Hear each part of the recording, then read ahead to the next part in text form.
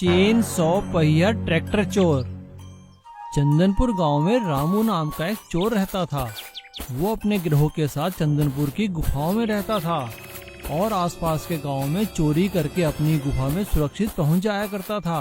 चंदनपुर और आसपास के गांव वाले बढ़ती हुई चोरी की घटनाओं से बहुत परेशान थे।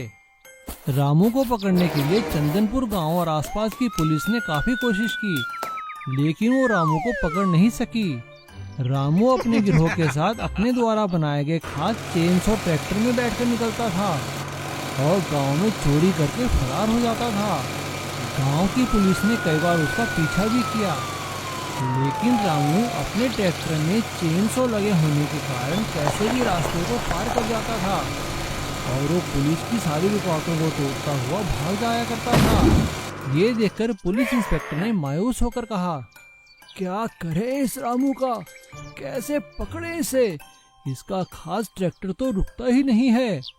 बढ़ती हुई चोरियों से तंग आकर चंदनपुर और आसपास के गांव के मुखिया शहर के पुलिस मुख्यालय में अपनी शिकायत लेकर पहुंचे। वहां पे डीएसपी विजय सिंह ने उनकी शिकायत को सुना और रामू को पकड़ने का उपाय लगाने लगा।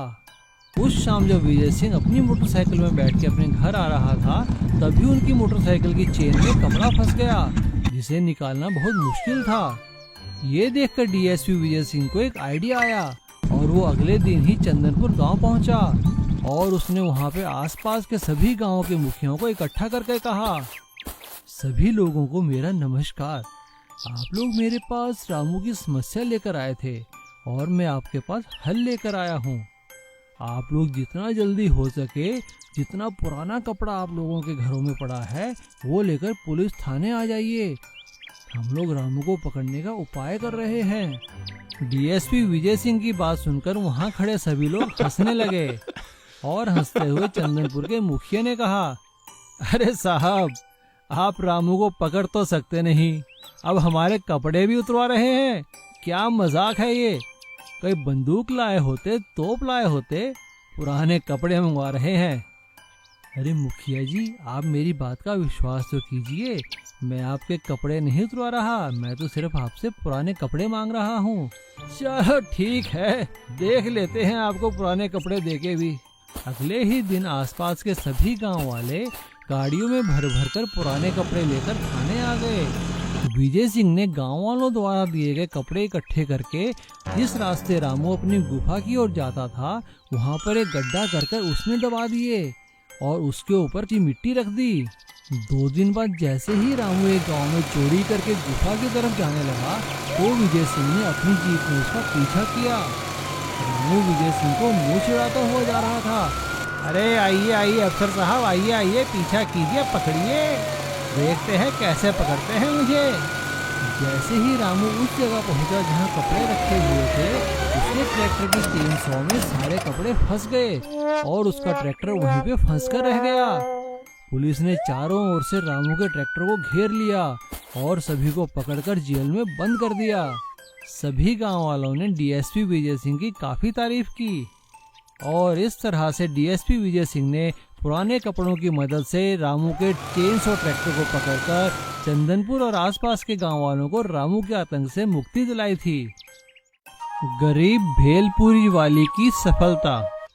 रामचरण एक गरीब भेलपुरी वाला था। वो गांव में अपनी बीवी कमला और अपने 2 बच्चों के साथ रहता था और सुबह सुबह एक टोकरे में वो सारा सामान लेकर गली गली गांव गांव भेलपुरी बेचा करता था और शाम को जो भी आमदन होती अपनी पत्नी कमला को दिया करता था। अरे कमला, कहाँ हो भाई, आ जाओ बाहर, मैं आ गया हूँ, लो पकड़ो आज की कमाई, और हाँ जल्दी से कुछ खाने को दो, मैं थक चुका हूँ।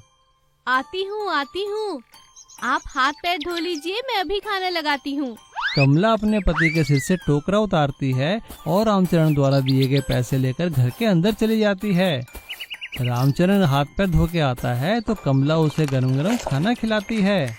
दोनों बच्चे स्कूल जाते थे, रामचरण काम पे चला जाता था और कमला घर संभालती थी। काम से वापस आ रहा था, तभी एक ट्रक ने उसे टक्कर मार दी, जिसमें रामचरण की मौत हो गई।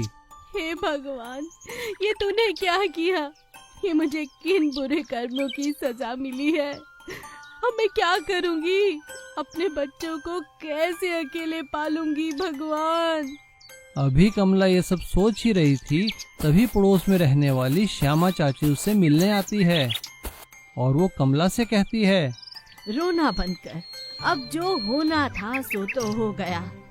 अब उठकर अपने बच्चों की फिक्र कर। चाची, मैं क्या करूं? मुझे कुछ समझ में नहीं आ रहा है। कमला की बात सुनकर श्यामा चाची उससे कहती है, अगर तू बुरा ना माने तो एक बात कहूं? हाँ हाँ चाची, कहो ना। मेरी चाय की टपरी के पास में जगह खाली है, वहाँ पर तू अपनी भेलपुरी लगा ले, 4 पैसे ही कमाएगी बेटा। कमला श्यामा चाची की बात मान लेती है और अगले ही दिन श्यामा चाची की दुकान के साथ भेलपुरी बनाने का एक ठेला लगा लेती है। अपने पति की तरह कमला भी बहुत अच्छी भेलपुरी बनाती है। उसकी भेलपुरी स्वादिष्ट होने के कारण उसका काम चल निकलता है और दूर दूर से लोग उसकी भेलपुरी खाने आने लगते हैं। कमला ने अपने ठेले का नाम रामचरण भेलपुरी का ठेला रखा था। धीरे धीरे कमला का काम इतना बढ़ गया था कि उसे एक भेलपुरी बनाने की फैक्ट्री खोलनी पड़ी और उसने कई कारीगरों को उसमें काम भी दिया। अब कमला लोगों को दुकान में भेलपुरी के अलावा पैकेट में भेलपुरी बनाकर भी बेचने लगी, जिससे कि उसके भेलपुरी की दूर दूर सप्लाई होने लगी और कमला की बनाई भेलपुरी रामचरण भेलपुरी के नाम से कई शहरों में बिकने लगी और कमला के बच्चे एक अच्छे स्कूल में पढ़ने लगे। कमला इतनी कामयाब होने के बाद भी श्यामा चाची को नहीं भूली थी। एक दिन श्यामा चाची जब कमला से मिलने आई तो कमला ने श्यामा चाची से कहा, श्यामा चाची, आपका बहुत बहुत धन्यवाद। मेरे बुरे वक्त में अगर आप मुझे सही सलाह न देती तो आज मेरा ये हाल ना होता। मुझे आपके आशीर्वाद की और आपकी सलाह की उस समय बहुत जरूरत थी। आपका बहुत बहुत धन्यवाद चाची। कमला की बात सुनकर श्यामा चाची की आंखें भर आई और उन्होंने कमला को गले से लगा लिया। गरीब का जादुई लकड़ी का फ्रिज। एक गांव में नंदू नाम का एक लकड़हारा रहता था। नंदू रोज सुबह जल्दी उठकर जंगल में जाकर लकड़ियां काटता और वापस आकर उस लकड़ी से ढेर सारा फर्नीचर बनाता था।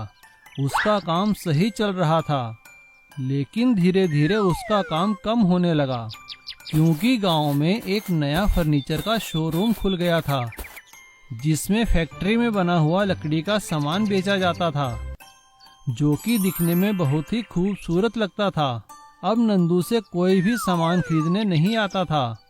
एक दिन जब नंदू इसी चिंता में अपने घर के आंगन में बैठा हुआ था, तभी एक गांव वाला उसके पास आया।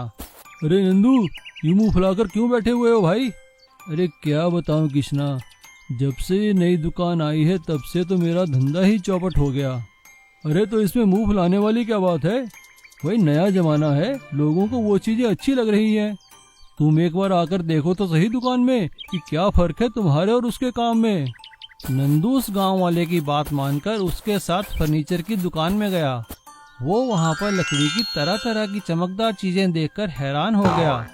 खासकर वहां एक लकड़ी का फ्रिज देखकर वो बहुत हैरान हुआ, क्योंकि अब सभी गांव के लोग जिनके पास पैसे थे वो लकड़ी का फ्रिज खरीद रहे थे। तभी नंदू की पत्नी अपने बच्चों को लेकर वहां आती है। नंदू को देखकर उसकी बेटी मोना उससे कहती है, पापा पापा, देखो ना कितना अच्छा फ्रिज है, क्या हम फ्रिज खरीद सकते हैं? नंदू को हैरान देखकर उसी गांव वाले ने नंदू से कहा, नंदू देखा तुमने क्या फर्क है? ये देखो फ्रिज, क्या तुम ऐसा फ्रिज बना सकते हो? हाँ यार, तुम ठीक कहते हो, लेकिन मैं कोशिश तो कर ही सकता हूँ। मोना अपने पिता की बात सुनकर निराश हो जाती है और रोते रोते घर वापस आ जाती है। अपनी बेटी को रोता हुआ देखकर नंदू को बहुत दुख होता है और वो मन ही मन लकड़ी का फ्रिज बनाने की ठान लेता है। अगले दिन सुबह वो जंगल जाकर लकड़ी का फ्रिज बनाने के लिए लकड़ी काटता है और घर वापस आकर एक लकड़ी का फ्रिज बनाता है। जब मोना स्कूल से वापस आती है तो वो लकड़ी का फ्रिज देखकर बहुत खुश हो जाती है। मोना अपने दोस्तों को भी वो फ्रिज दिखाती है। गांव के सभी बच्चे उस फ्रिज को देखकर हैरान हो जाते हैं और वो बच्चे वापस जाकर अपने माता पिता को बताते हैं कि नंदू काका ने भी वैसा ही फ्रिज बनाया है जैसा कि गांव की लकड़ी के शोरूम में है। सभी गांव वाले जो फ्रिज नहीं खरीद सकते थे वो नंदू को उनके लिए भी फ्रिज बनाने को कहते हैं। नंदू सभी गांव वालों के लिए फ्रिज बनाता है और बिना पैसे लिए उन्हें देता है। सभी गांव वाले और उनके बच्चे खुश हो जाते हैं। एक दिन जब मोना सुबह सोकर उठती है और फ्रिज खोलती है तो वो हैरान हो जाती है, क्योंकि फ्रिज में तरह तरह की फल, सब्जियां, मिठाइयां और खाने पीने की वस्तुएं पड़ी थी और वहां पर एक कागज के टुकड़े में कुछ लिखा हुआ था। मोना वो कागज का टुकड़ा उठाकर पढ़ती है। पापा, इस चिट्ठी में गांव वालों ने लिखा है ना कि नंदू, ये कुछ सामान हमने तुम्हारे लिए रखा है। तुमने हमारे लिए जो कुछ भी किया, ये उसके बदले में एक छोटी सी भेंट है। गांव में जो नकली लकड़ी का शोरूम खुला था वो बंद हो चुका है। वो नकली था। तुम अब दोबारा से अपना काम शुरू कर सकते हो। पूरा गांव अब तुम्हारे साथ है। गांव वालों का प्यार देखकर नंदू की आंखों में आंसू आ जाते हैं।